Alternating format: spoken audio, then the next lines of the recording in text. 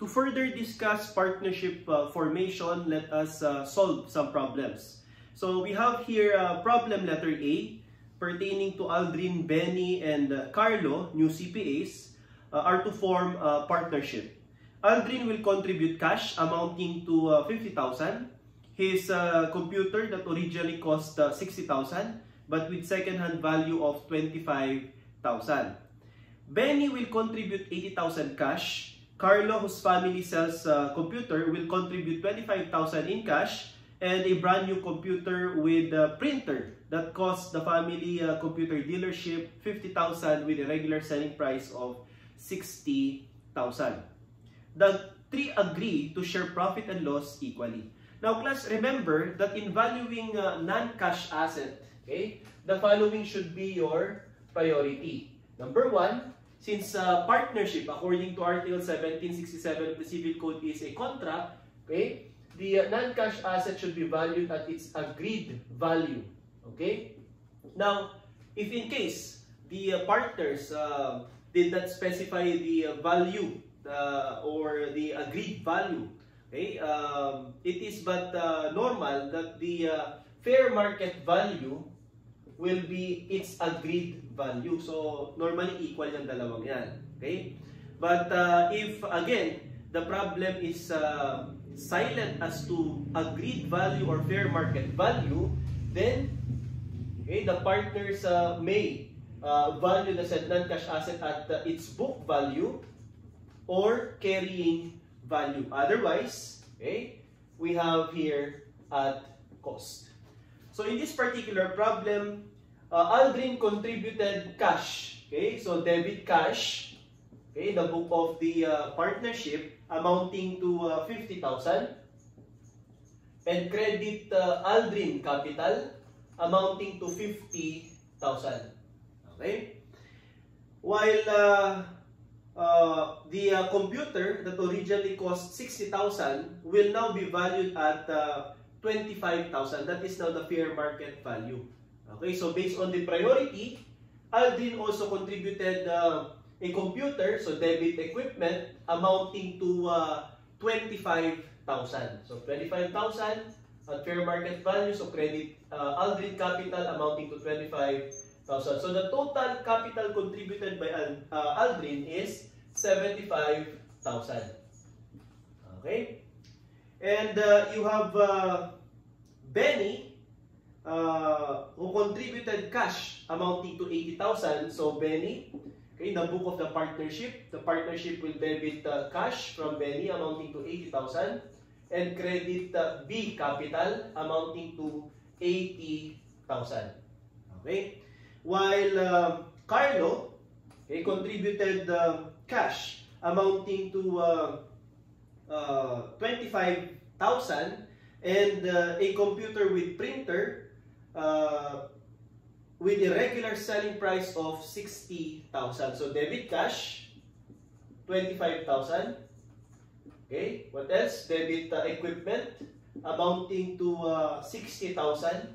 So in short, class, the fair market value or the selling price instead of cost will be its value. Okay, and then credit Carlo capital amounting to 85,000. So the total capital contributed by Benny is 80,000, while the capital contributed by Carlo is 85,000. So the requirement in this particular problem is, upon formation, the capital balances are, so for Aldrin, 75,000, for Benny, 80,000, and for Carlo, 85,000. So our answer, class, is letter A for problem letter A. Okay? So for problem letter B, let me read. On March 1, 2020, Floyd and Manny decided to combine their business and form a partnership. The balance sheet of Floyd and Manny on March 1 before the adjustment show the following.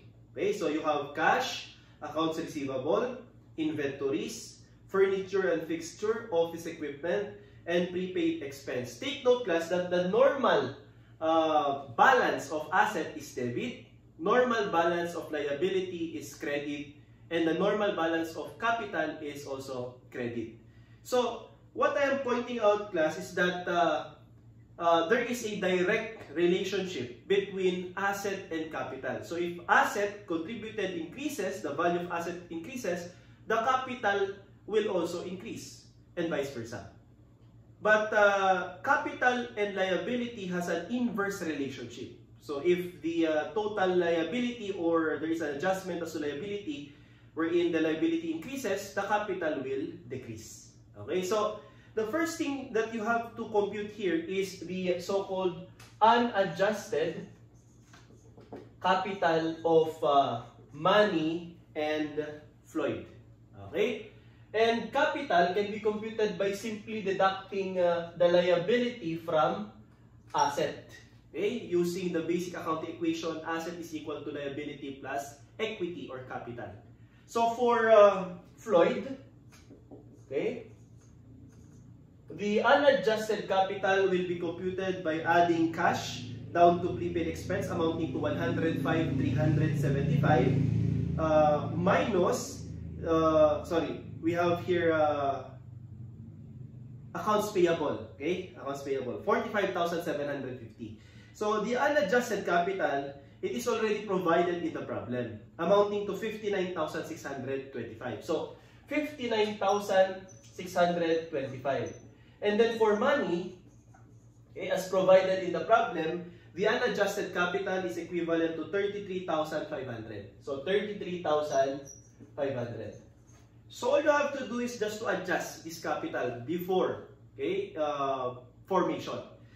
Now they agreed, okay, to provide 3% doubtful accounts of their accounts receivable, and found Manny's furniture and fixture to be under depreciated by 900.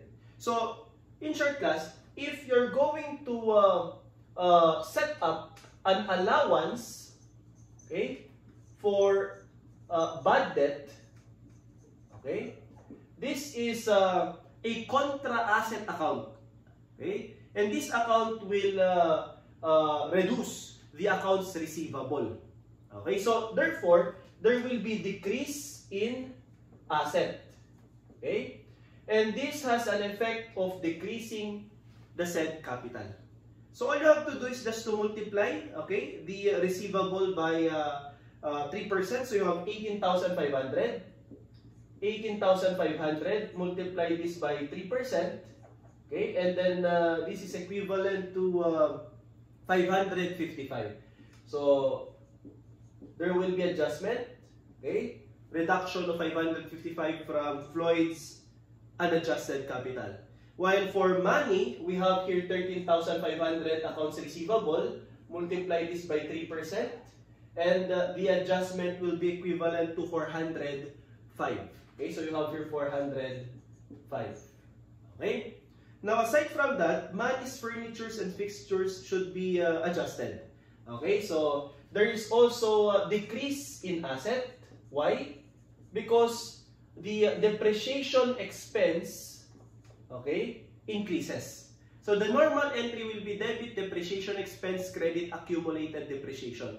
Okay? And the accumulated depreciation is a contra, okay, account, okay, particularly the property, plant, and equipment, or PPE. Okay, to get the book value or carrying value, cost minus accumulated depreciation is equivalent to your book or carrying value. So increase in depreciation expense amounting to 900 pesos, it will result to decrease in asset. Hence, result to decrease in capital. So for money, you have to deduct, okay, 900 from its unadjusted capital.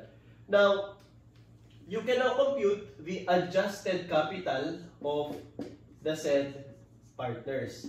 So you have your 59,625 minus 555. You have your 59,000, okay, 70.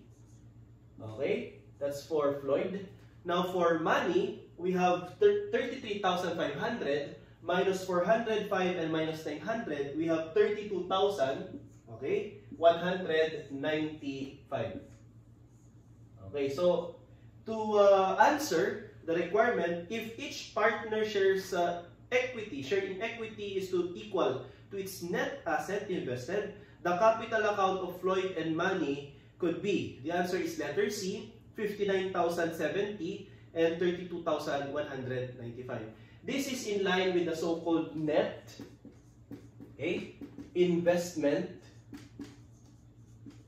method. Okay, so under net investment method, as we have discussed before, okay, this is the most equitable and just method because the amount of capital contributed by the partner or asset or liability contributed, okay, or assumed by the partnership will be considered as capital of the contributing partner. Hence, there is no, okay, there is no transfer, okay, of capital from one partner to another. Otherwise, this will be considered as bonus. Okay?